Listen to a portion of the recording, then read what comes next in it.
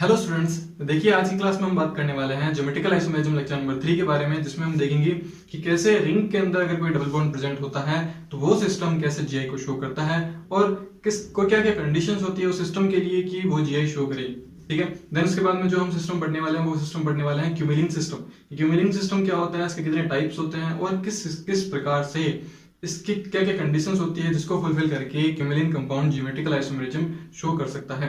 ठीक है, इन दोनों सिस्टम को हम आज इस लेक्चर के अंदर डील करने वाले हैं। अगर आपने प्रीवियस लेक्चर को नहीं देखा है जिसमें मैंने इंट्रोडक्शन दे रखा है ज्योमेट्रिकल आइसोमर्स का एंड क्या क्या कंडीशंस होती है जिनको फुलफिल करके कंपाउंड जीआई शो कर सकते हैं।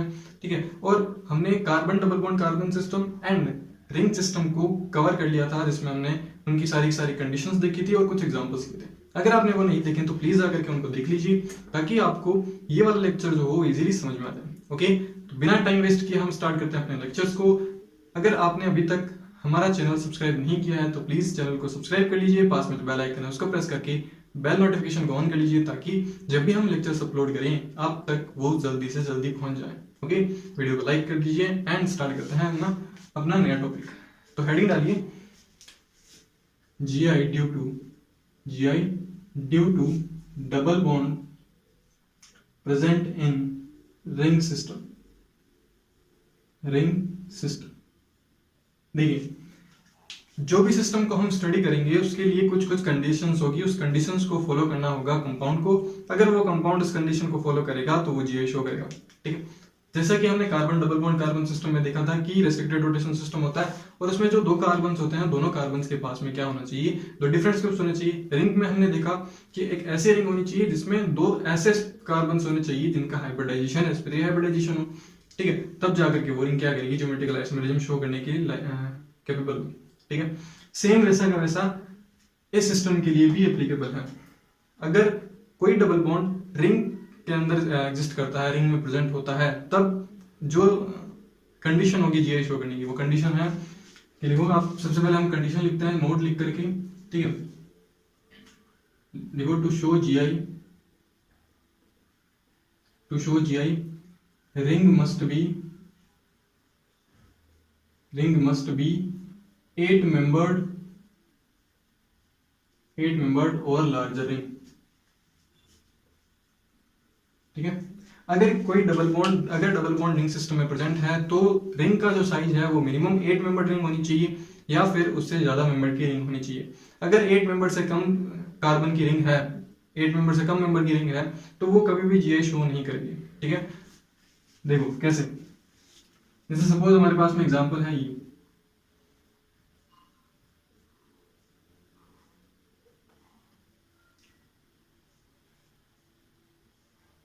ठीक है, what is the equation name of this compound.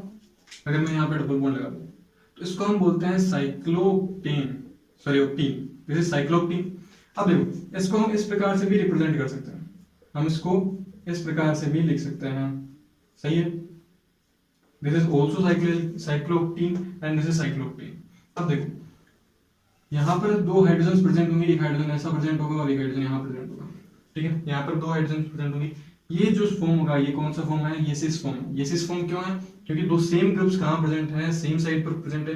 तो same groups are present at same side, then this form is known as cis form. तो ये फॉर्म हो गया आपका सिस फॉर्म। अगर आपको इसका ट्रांसफॉर्म बनाना है तो ट्रांसफॉर्म बनाने के लिए क्या करना होगा, तो ऐसी स्ट्रक्चर बनेगी कुछ, सॉरी ओके, तो कुछ इस प्रकार से स्ट्रक्चर हमारे पास में आएगी। वापस ओके, तो अब जो डबल बॉन्ड का पोजीशन होगा वो चेंज हो जाएगा, लेकिन फिर भी ये स्टिल रहेगा क्या, साइक्लोक्टेन ही रहेगा। साइक्लोक्टेन ही रहेगा क्योंकि नंबरिंग करेंगे तो पोजीशन चेंज रहेगी। ठीक है, अब देखो, एक हाइड्रोजन ऊपर की साइड चला जाएगा और एक हाइड्रोजन नीचे की साइड आ जाएगा। ठीक है, तो वो दो सेम ग्रुप्स जो होंगे वो एक दूसरे के अपोजिट आ जाएंगे। जब दो सेम ग्रुप्स एक दूसरे के अपोजिट आ जाते हैं तो वो कौन सा फॉर्म होता है, हाँ ये होता है ट्रांसफॉर्म।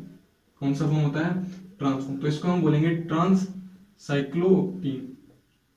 ठीक है, ये हो गया आपका ट्रांस साइक्लोक्टेन। अब देखो, हाइड्रोजन इसी डायरेक्शन में क्यों गए और हाइड्रोजन इसी डायरेक्शन में क्यों गए और ये बॉन्ड का जो पोजीशन है वो चेंज क्यों हुआ। देखो, कब आपने देखा होगा ये जो सिस्टम है, इस सिस्टम का ये जो कार्बन है और ये कार्बन है, दोनों कार्बन का हाइब्रिडाइजेशन क्या है, sp2 हाइब्रिडाइजेशन है। जब sp2 हाइब्रिडाइजेशन होता है तो बॉन्ड एंगल होता है 120 डिग्री। आपने केमिकल बॉन्डिंग में पढ़ा होगा 120 डिग्री बॉन्ड एंगल होता है। तो इस बॉन्ड एंगल को मेंटेन करने के लिए ये जो हाइड्रोजन होगा वो कुछ इस प्रकार से अरेंज हो जाएगा, ये जो हाइड्रोजन होगा ये कुछ इस प्रकार से अरेंज हो जाएगा। सिमिलरली यहाँ पर भी 120 डिग्री एंगल को मेंटेन करने के लिए ये हाइड्रोजन ऊपर की तरफ चला जाएगा और ये हाइड्रोजन नीचे की तरफ आ जाएगा। तो यहाँ से 120 डिग्री एंगल सेलेक्ट हो रहा है और यहाँ से 120 डिग्री एंगल क्या हो रहा है, मेंटेन हो रहा है।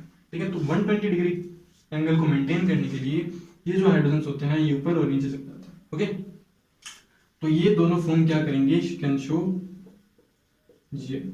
तो जीआई शो करने के लिए सबसे पहली कंडीशन क्या होती है, सबसे पहली कंडीशन होती है कि जो रिंग है जिसके अंदर डबल बॉन्ड प्रेजेंट है वो 8 मेंबर रिंग होनी चाहिए।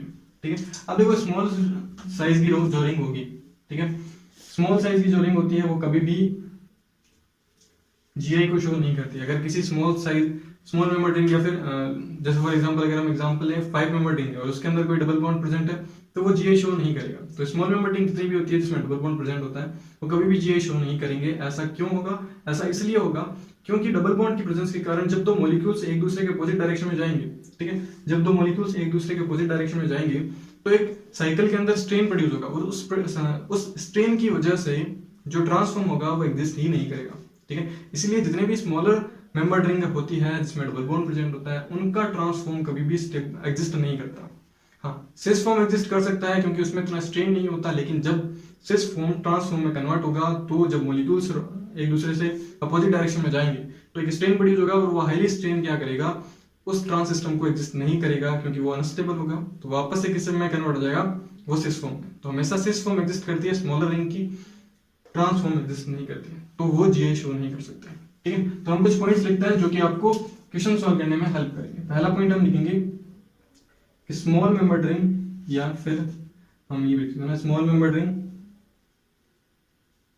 Rings can not be show GI. ठीक है, ये जीआई शो नहीं कर सकते। जो सेकंड पॉइंट होगा वो सेकंड पॉइंट आपका ये होगा कि अगर आपके पास में 8 मेंबर रिंग है, 9 मेंबर रिंग है और 10 मेंबर रिंग है, ठीक है, अगर आपके पास में 8 मेंबर, मिनिमम 8 मेंबर होनी चाहिए, 8 मेंबर है, 9 मेंबर है और 10 मेंबर रिंग है, तो इसके लिए मेंबर रिंग इसके अंदर जो सिस फॉर्म जो होगा, cis form is more stable. ठीक है, अगर आपके पास में 8 मेंबर रिंग है, 9 मेंबर रिंग और 10 मेंबर रिंग है, उसमें आपसे पूछा जाता है कौन सी फॉर्म स्टेबल होगी, तो सिर्फ आपको बताना है सिस फॉर्म जो होगी मोर स्टेबल होगी। ठीक है, लेकिन इन 11 मेंबर रिंग, 11 मेंबर और लार्जर रिंग, ठीक है, इसमें क्या होगा, इसमें ट्रांसफॉर्म जो होगा, ट्रांसफॉर्म इज मोर स्टेबल। ठीक है, यानी हम ये बोल सकते हैं कि जैसे जैसे रिंग का साइज बढ़ता जाएगा, जैसे जैसे रिंग का साइज बढ़ता जाएगा, जो ट्रांसफॉर्म की स्टेबिलिटी है वो भी इंक्रीज होती जाएगी, और जैसे जैसे रिंग का साइज घटता जाएगा वैसे वैसे ट्रांसफॉर्म की स्टेबिलिटी भी क्या होती जाएगी, घटती जाएगी। क्लियर है, यानी जब रिंग का साइज बढ़ेगा तो क्या होगा, ट्रांसफॉर्म की स्टेबिलिटी भी बढ़ेगी। रिंग का साइज कम होगा तो ट्रांसफॉर्म की स्टेबिलिटी क्या हो जाएगी, कम हो जाएगी। क्यों होगी, क्योंकि देखो जितना बड़ा रिंग होगा, जितनी बड़ी रिंग होगी तो क्या होगा, जब मॉलिक्यूल्स एक दूसरे के अपोजिट जाएंगे तो स्ट्रेन जो होगा वो उतना ज्यादा प्रोड्यूस नहीं होगा। जैसे जैसे रिंग छोटी होती जाएगी तो स्ट्रेन क्या होगा, ज्यादा प्रोड्यूस होगा, जिसके कारण से ट्रांसफॉर्म जो होगा वो अनस्टेबल हो जाएगा।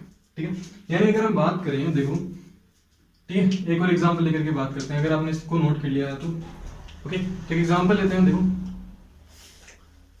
फिर हम कंपैरिजन करते हैं सिस फॉर्म और ट्रांसफॉर्म की स्टेबिलिटी के बेसिस पर। देखो एक और एग्जांपल लेते हैं और आप बताना क्या ये जीआई शो करेगा। हमारे पास में ये कंपाउंड है, इसको हम बोलेंगे साइक्लोडेकिन। क्या बोलेंगे, साइक्लोडेकिन। 10 मेंबर रिंग है, ठीक है, जिसमें एक डबल बॉन्ड प्रेजेंट है। तो ये कौन सा फॉर्म होगा, ये तो हमें पता है, ये सिस फॉर्म होगा। ठीक है, तो ये जीआई बिल्कुल शो करेगा। तो इसका जो नेक्स्ट ट्रांसफॉर्म होगा वो कुछ इस प्रकार से बनेगा। ठीक है, इसमें जो हाइड्रोजन होंगे वो इस प्रकार से 120 डिग्री एंगल को क्या करेंगे, मेंटेन करेंगे।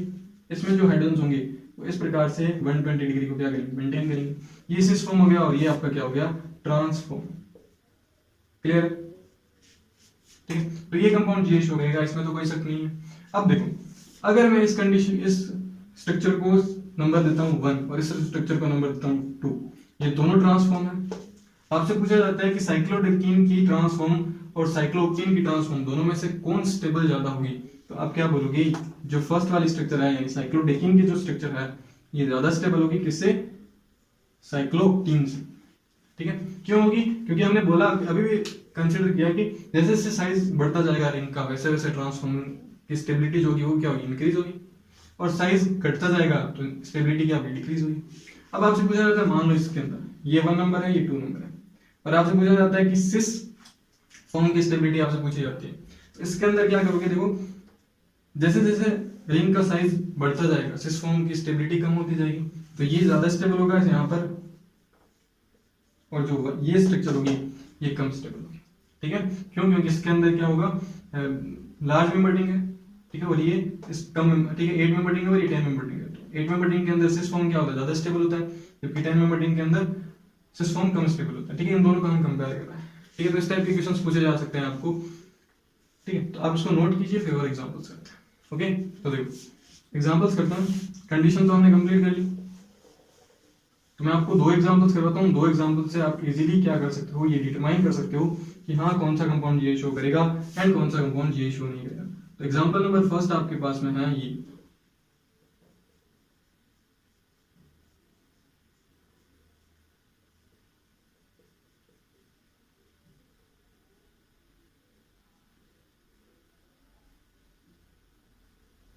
ओके। तो आपको ये बताना है कि क्या ये कंपाउंड जीआई शो करेगा, और जीआई शो करेगा तो किसके रिस्पेक्ट में जीआई शो करेगा, और इसके पास में कितने स्टीरियोजेनिक सेंटर्स प्रेजेंट होंगे। अगर आपको स्टीरियोजेनिक सेंटर नहीं आते हैं तो प्लीज यार आप प्रीवियस वीडियोस देखिए, उसके अंदर मैंने डिटेल में एक्सप्लेन कर रखा है कि स्टीरियोजेनिक सेंटर कैसे काउंट किया जाता है और किस किस प्रकार से वो स्टीरियोजेनिक सेंटर हो सकता है। देखो सबसे पहले हम इस मॉलिक्यूल के अंदर, इस कंपाउंड के अंदर हम इस सिस्टम को स्टडी करते हैं। जब हम इस सिस्टम को स्टडी करते हैं तो हमें ये पता चलता है कि carbon double bond carbon system है, और इसके पास में 2 डिफरेंट ग्रुप्स हैं। यहाँ पे CH3 लगा दीजिए। ठीक है, इसके पास में क्या है, 2 डिफरेंट ग्रुप है, एक तो है CH3 ग्रुप और एक हाइड्रोजन ग्रुप। एक इसके पास में क्या है, हाइड्रोजन ग्रुप, और ये एक पूरा ग्रुप है। ठीक है, तो ये जीआई शो करेगा, यानी ये एक स्टीरियोजेनिक सेंटर हो सकता है। अब अगर इस डबल बॉन्ड की बात करें तो इसके पास में भी क्या है, सॉरी 2 ये वाला। अब देखो इसके पास में एक CH3 और एक हाइड्रोजन, और इसके पास में एक पूरा का पूरा ग्रुप है, तो ये भी क्या करेगा, एक जीआई शो कर सकता है, यानी ये भी किसके रूप में कंसीडर किया जा सकता है, स्टीरियोजेनिक सेंटर के रूप में कंसीडर किया जा सकता है। अब देखो, अब हम बात करते हैं इस रिंग की वजह से। ठीक है, इस रिंग की वजह से अगर हम बात करें तो हमारे पास में 2 सिस्टम है, देखो ध्यान से। एक तो सिर्फ और सिर्फ रिंग के रिस्पेक्ट में, और दूसरा है ring in present sorry double bond present in ring system. ठीक है, पहले हम बात करते हैं सिर्फ रिंग सिस्टम की। तो रिंग सिस्टम के लिए कंडीशन होती है 2 sp3 हाइब्रिडाइज्ड कार्बन होने चाहिए जिसके पास में 2 डिफरेंट ग्रुप्स होते हैं, डिफरेंट ग्रुप हो। इसके पास में भी एक ग्रुप हाइड्रोजन और एक ग्रुप ये पूरा का पूरा ग्रुप है। इस कार्बन के पास में भी क्या है, एक हाइड्रोजन और एक ये पूरा ग्रुप है।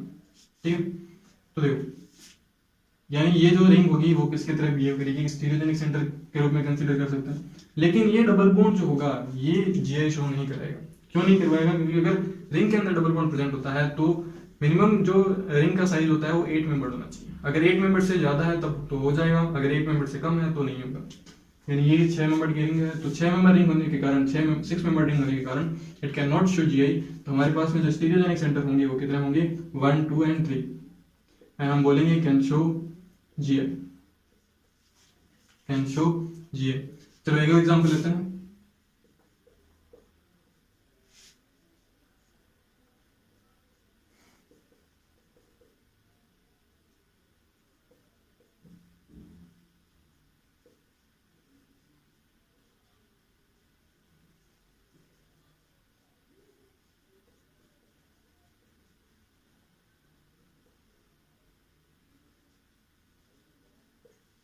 ओके, तो आपको ये एक सिस्टम दे रखा है, इस सिस्टम के अंदर आपको बताना है कि कौन कौन सा सिस्टम जीआई शो करेगा। तो देखो अगर हम इसकी बात करें तो ड्यू टू रिंग ये क्या करेगा, जीआई शो करेगा। ठीक है, क्यों करेगा जीआई शो, क्योंकि इसके पास में 2 sp3 हाइब्रिडाइज्ड कार्बन है, तो ये रिंग जीआई शो करेगी। अब अगर हम इसमें बात करें तो हमारे पास में ऐसे 2 सिस्टम है, एक पहला सिस्टम है रिंग सिस्टम, दूसरा सिस्टम है double bond in ring system. तो रिंग सिस्टम के रूप में अगर हम बात करें तो भी ये जीआई शो नहीं करेगा, क्योंकि इसके पास में सिर्फ और सिर्फ एक ही sp3 हाइब्रिडाइज्ड कार्बन है। ये जो कार्बन है ये sp2 हाइब्रिडाइज्ड कार्बन है। ठीक है, तो रिंग के रिस्पेक्ट में भी ये क्या नहीं करेगा, जीआई शो नहीं करेगा, और इस डबल बॉन्ड के रिस्पेक्ट में भी ये जीआई शो नहीं करेगा। इसके पास में स्टीरियोजेनिक सेंटर कितने हुए, एक stereogenic, and can show GI. किसके रेस्पेक्ट में जीआई शो करेगा, इस सेरीन के रेस्पेक्ट में वो क्या करेगा, जीआई शो करेगा। ओके, तो GI due to double bond present in ring system को हम यही खत्म करते हैं। ठीक है, एंड हम स्टार्ट करते हैं अपना नया टॉपिक जिसमें हम बात करेंगे क्यूमुलिन के बारे में। ओके, तो आप उसको नोट कीजिए, फिर हम स्टार्ट करते हैं क्यूमुलिन। स्टूडेंट्स, तो अब हम अपना नया सिस्टम स्टार्ट करने वाले हैं जिसमें हम बात करेंगे क्यूमुलिन सिस्टम के बारे में। अब क्यूमुलिन के लिए क्या क्या कंडीशन होगी कि क्यूमुलिन सिस्टम जीआई शो करेगा या नहीं करेगा, उससे पहले हम अपने एक नए क्वेश्चन को सॉल्व कर रहे हैं कि what is cumulene and what is the type of cumulene. ठीक है, तो देखो सबसे पहले हम हेडिंग डालते हैं क्यूमुलिन के बारे में।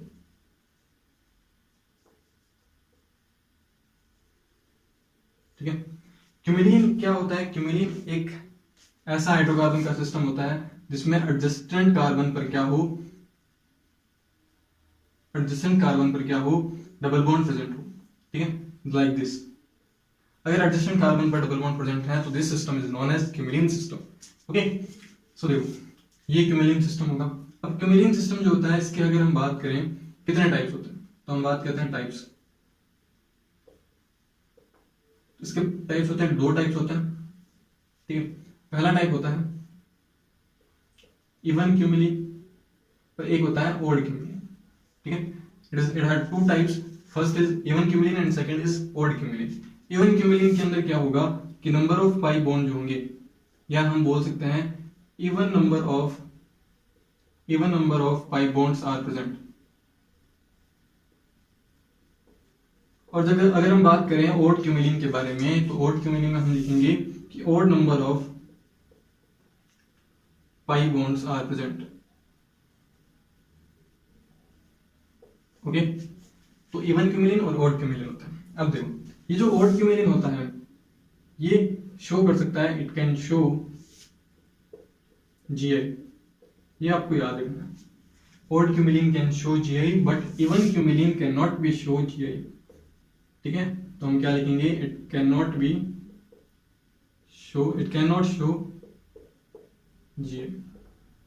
ठीक है, तो ये जीआई शो नहीं करेगा। अब क्यों जीआई शो नहीं करेगा, इसका क्या क्या रीजन होता है वो हम देखते हैं। इससे पहले हम एक और चीज देख लेते हैं जो कि एग्जाम पॉइंट ऑफ व्यू से इंपॉर्टेंट है। आपसे पूछा जाएगा कभी कभी स्मॉलेस्ट क्यूमुलिन लिखो, स्मॉलेस्ट क्यूमुलिन। ठीक है, what is the smallest cumulene, तो सबसे स्मॉलेस्ट क्यूमुलिन जो होती है वो होती है ये। ठीक है,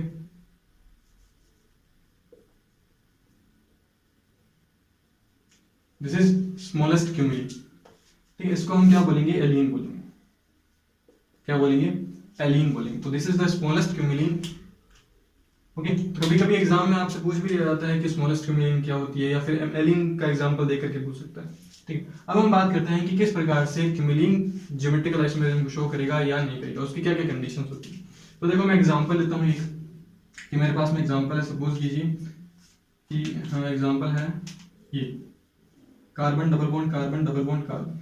ठीक है, और यहाँ पे जुड़ा हुआ है एक हाइड्रोजन और एक CH3 और एक हाइड्रोजन और एक CH3। क्लियर, इसी का अगर मैं ट्रांसफॉर्म बनाऊं तो ट्रांसफॉर्म कैसे बन सकता है, ऐसा, इसके पास में एक हाइड्रोजन एक CH3 और ये CH3 और ये हाइड्रोजन। क्लियर, देखो CH3 दोनों जो ग्रुप्स हैं वो एक ही साइड पे हैं, तो हम इसको बोलेंगे सिस फॉर्म। तो हम इस मॉलिक्यूल और इस मॉलिक्यूल के बीच की जो डिस्टेंस है उसको हम कंसीडर करते हैं L1 कंसीडर करते हैं। ठीक है, और इस मॉलिक्यूल और इस मॉलिक्यूल के बीच की डिस्टेंस को हम क्या करते हैं, L2 कंसीडर करते हैं। ठीक है, अगर ये दोनों डिस्टेंस डिफरेंट आती है तब हम ये कह सकते हैं कि हाँ क्यूमुलिन जीआई शो करेगा। और अगर ये डिस्टेंस सेम नहीं आती है, सॉरी डिस्टेंस दोनों सेम आती है तब जीआई शो नहीं करेगा, और अगर डिस्टेंस दोनों डिसिमिलर आती है तो जीआई शो करेगा। अब इसको एक्सप्लेन करने के लिए मैं इसका एक स्केलेटन डायग्राम बनाता हूँ। ठीक है, तो मुझे थोड़ा सा इरेज करना पड़ेगा और वापस इसको बनाना पड़ेगा। ठीक है, तो देखो कुछ ऐसा स्ट्रक्चर बनेगा। अब देखो इस कार्बन की अगर मैं बात करूं, हमारे पास में एक कंपाउंड था ऐसा, इसके पास में हाइड्रोजन CH3 और ये हाइड्रोजन और ये CH3। अब अगर आपसे पूछूं कि इस पूरे सिस्टम के अंदर जितने भी कार्बन है, ये कार्बन, ये कार्बन और ये कार्बन, इन तीनों के हाइब्रिडाइजेशन क्या है? तो इसका हाइब्रिडाइजेशन अगर आप बोलोगे तो क्या बोलोगे? sp2। इसका हाइब्रिडाइजेशन भी आप क्या बोलोगे? sp2। और इसका हाइब्रिडाइजेशन क्या बोलोगे? sp हाइब्रिडाइजेशन बोलोगे। ठीक है, जब एक कार्बन दो डबल बॉन्ड से कनेक्टेड होता है तो उसका हाइब्रिडाइजेशन क्या आता है? sp हाइब्रिडाइजेशन होता है। अब देखो इसके अंदर अगर मैं बात करूं कि पाई बॉन्ड का फॉर्मेशन कैसे होगा, ठीक है, तो ये पाई ऑर्बिट p ऑर्बिटल है, ये इसका p ऑर्बिटल है। ठीक है, सपोज करते हैं कि एक कार्बन के पास में 3 पाई बॉन्ड्स होते हैं, px, py और pz। सपोज कीजिए इन दोनों कार्बन्स ने अपने कौन कौन से ऑर्बिटल्स यूज किए हैं? px ऑर्बिटल्स यूज किए हैं, जो कि इस प्लेन में है, इस बोर्ड के प्लेन में है। ठीक है, तो हम बोलते हैं ये px ऑर्बिटल्स। और इन दोनों में क्या होगा? पाई बॉन्ड का फॉर्मेशन होगा।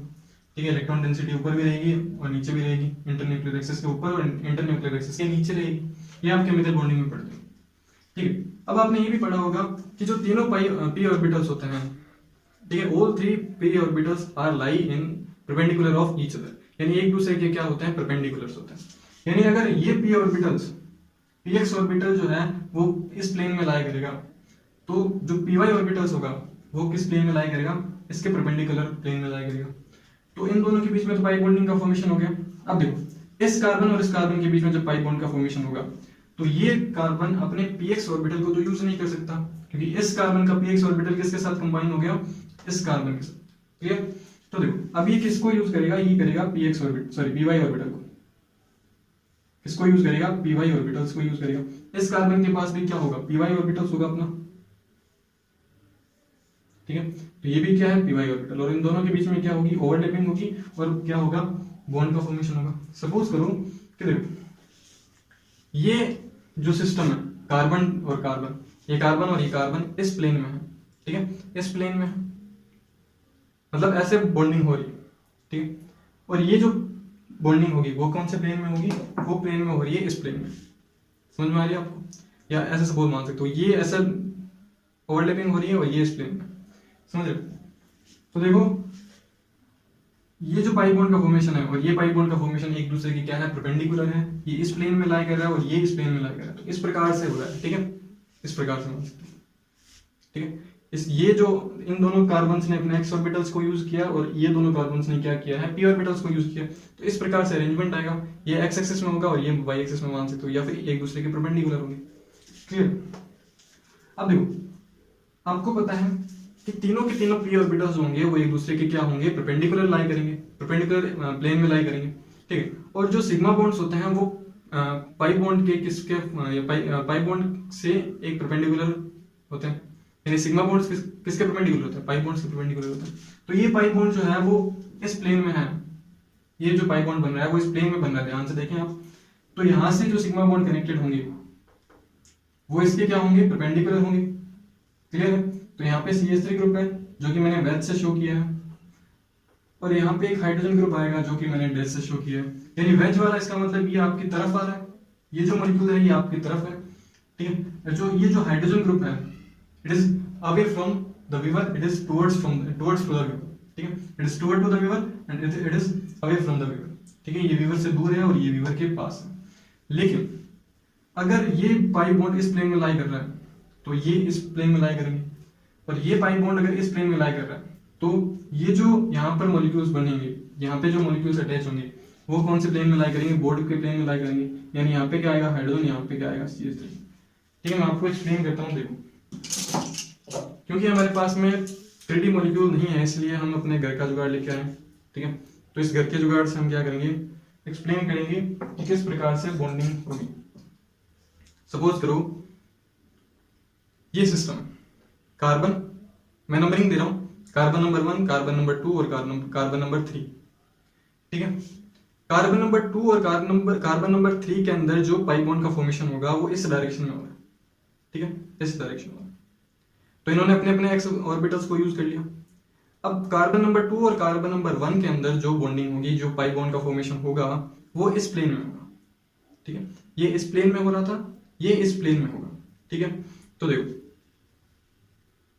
अब जो सिग्मा बॉन्ड्स होते हैं वो पाई बॉन्ड्स के परपेंडिकुलर होते हैं, यानी ये जो कार्बन है ये कार्बन इस प्लेन में लाई कर रहा है, तो इससे जो पाई सिग्मा बॉन्ड्स बनेंगे वो किस प्लेन में लाई करेंगे? इस प्लेन में लाई करेंगे।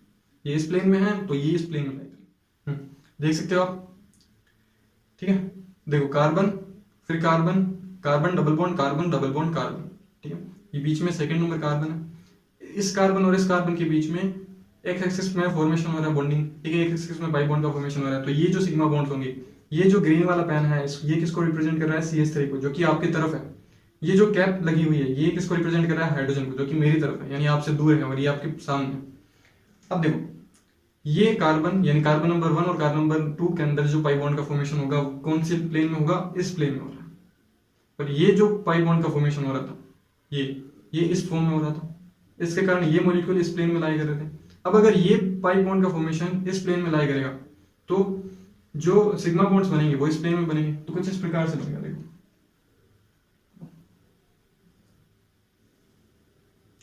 you can understand, you can see the arrangement of molecules in this system। अब देखो हमारे पास में इस प्रकार से अरेंजमेंट आएगा, ठीक है, इस प्रकार से अरेंजमेंट आएगा। अब हमने बात क्या की थी कि CH3 मॉलिक्यूल और CH3 मॉलिक्यूल। अब देखो ये जो ग्रीन वाला जो पेन है, ये जो ग्रीन वाला पेन है जिस पर कैप नहीं लगी, और इधर जो ब्लू वाला पेन है जिस पर कैप नहीं लगी, यानी ये दोनों बिना कैप वाले जो ग्रुप्स हैं ये किसको रिप्रेजेंट कर रहे हैं, ये CH3 को रिप्रेजेंट कर रहे हैं, ठीक है। तो ये दोनों से CH3 की अगर मैं डिस्टेंस देखूं, इस CH3 से लेकर के इस CH3 तक जो डिस्टेंस आई वो L1 है, क्या है, L1। अब अगर मैं इसको ऐसे रोटेट कर देता हूं, ठीक है, एक सेकंड, अगर मैं इस प्रकार से ला देता हूं, ठीक है, तो क्या प्लेन चेंज हुआ, प्लेन चेंज नहीं हुआ। तो प्लेन चेंज नहीं होगा तो डिस्टेंस भी चेंज नहीं होगी, यानी अब यहां से लेकर के यहां तक की डिस्टेंस सेम वही रहेगी जो कि पहले थी, इस प्रकार से, ठीक है, जो कि पहले थी। तो जो डिस्टेंस थी वो सेम है, यानी डिस्टेंस चेंज नहीं हो रही है, ठीक है। यानी ये जो सिस्टम है ऐसा का ऐसा यहाँ पे होगा। अब यहाँ बता सकते हो, यानी हमने ये बनाया था, यहाँ पे H था, यहाँ CH3 और यहाँ H और यहाँ CH3, ठीक है। ये और ये डायरेक्शन जो है, ये डिस्टेंस है ये L1 है, और एक हमारे पास में ये H और ये CH3, ये CH3 और ये H। तो क्या ये दोनों L1 और L2 सेम होंगे? अगर L1 और L2 सेम होंगे तो GI की कंडीशंस होती है कि दो सेम ग्रुप के बीच की जो डिस्टेंस होती है वो हमेशा डिफरेंट होनी चाहिए जब उसका सेकंड फॉर्म बनता है, ठीक है, तब जाकर के वो क्या कहलाएगा, एक दूसरे का GI कहलाएगा। लेकिन इन दोनों के अंदर L1 और L2 जो डिस्टेंस आ रही है वो सेम है, जिसके कारण ये GI शो नहीं करेंगे, तो डू नॉट शो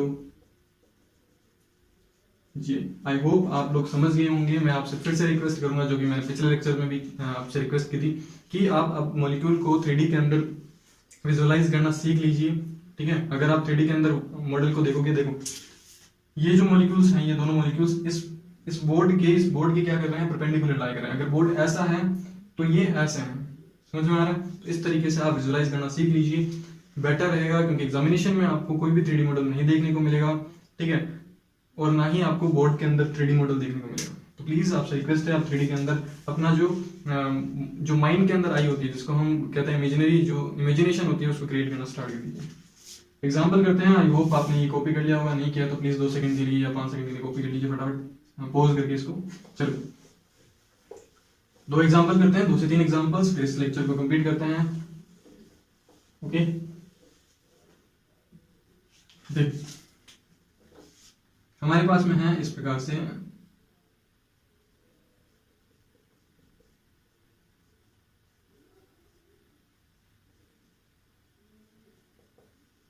ठीक है, ये आपका आ गया CH3 और ये डबल बॉन्ड और ये डबल बॉन्ड, बस ठीक है, और यहाँ आ गया CH2 और ये आपका आ गया CH, फिर C।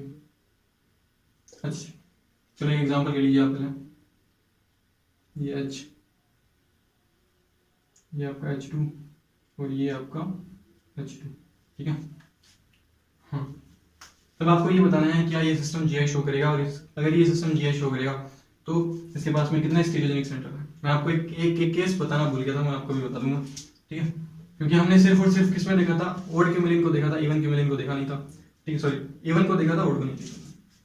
तो देखो ये जो सिस्टम है ये आपका है even cumulene, sorry odd cumulene, even तो शो नहीं करता जो कि हमने देखा था अभी। तो ये ओड क्यूमिलिन है, ओड क्यूमिलिन है तो ये शो करेगा, लेकिन ये शो नहीं करेगा, लेकिन रिंग शो करेगी। तो इसका मतलब स्टीरियोजेनिक सेंटर कितना है, 2। मैं आपको भी एक्सप्लेन करता हूँ, देखो। अब अगर मान लो आपके पास में ओड क्यूमिलिन हो, दिस इज ओड क्यूमिलिन, ये H और ये CH3, ये H और ये CH3। क्या ये सिस्टम GI शो कर सकता है?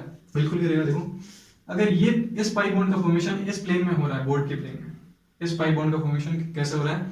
बोर्ड के प्लेन में हो रहा है, तो इस पाई बॉन्ड का फॉर्मेशन कैसे होगा? इसके परपेंडिकुलर होगा। सिमिलरली वापस से क्या होगा? इस पाई बॉन्ड का फॉर्मेशन कैसे होगा? इस प्लेन में होगा, यानी इसका प्लेन भी सेम है और इसका प्लेन भी सेम है। तो यहाँ पर जो अटैच होने वाले मॉलिक्यूल्स होंगे इसका प्लेन, और यहाँ पर जो मॉलिक्यूल्स अटैच हो रहे हैं इसका प्लेन, दोनों का प्लेन सेम होगा। तो प्लेन सेम होगा तो डिस्टेंस बिल्कुल चेंज होगी। ठीक है, तो दोनों सेम प्लेन के अंदर है, हम लिखेंगे सेम प्लेन। सेम प्लेन होने के कारण डिस्टेंस चेंज होगी, तो इट कैन शो GI। ठीक है, तो ये है आपकी ओड क्यूमिलिन।